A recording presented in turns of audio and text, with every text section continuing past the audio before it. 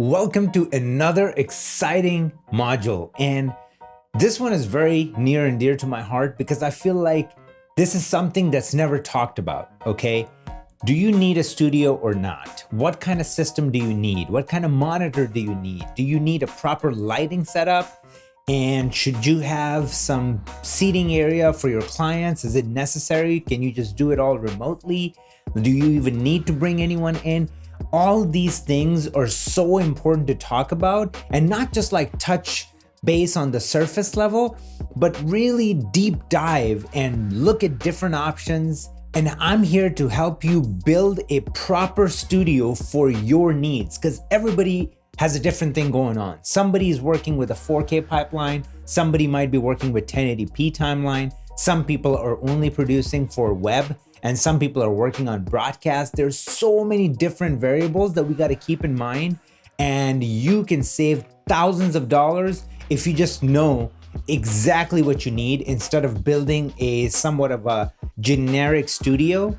So if I were to break down what makes a grading studio, I will just give you a macro. So what it is that having a capable machine for your pipeline.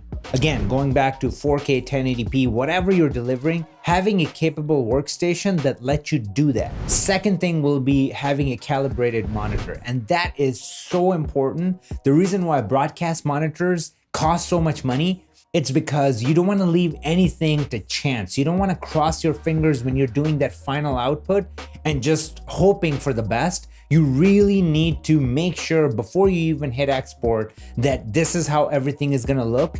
And this is the best image you can get out of DaVinci Resolve. Third thing on the list has to be proper lighting. That is so important. What you see right here is not how I work. When I'm working, I have bias lighting going on. You can see it a little bit behind my client monitor. So I would have that going on and nothing else. I'm in a dark room. I'm set to 100 nits on my broadcast monitor. And that's the environment that I like to be in. And I got theater curtains, so it's like blackout. So even during the day, I get no light leakage happening when I'm working. And that is ridiculously important. You don't want any reflections. You don't want any sort of lighting messing with what you're seeing on your broadcast monitor. And then the last two steps that I want to talk about depends on if you are a remote colorist or if you have people coming into your office or your home office, whatever you got going on. So I would say having a proper client seating area is very important. A lot of the times you'll have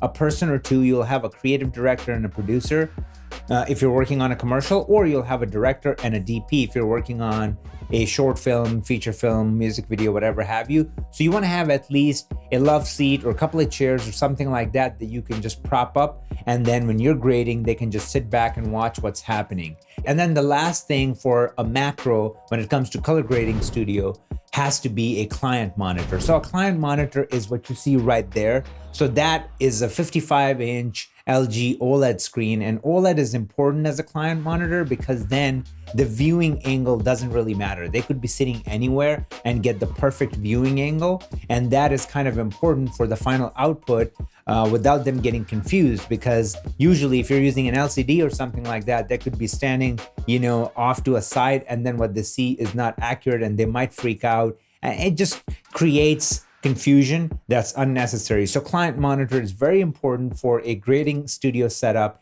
if you have people come in.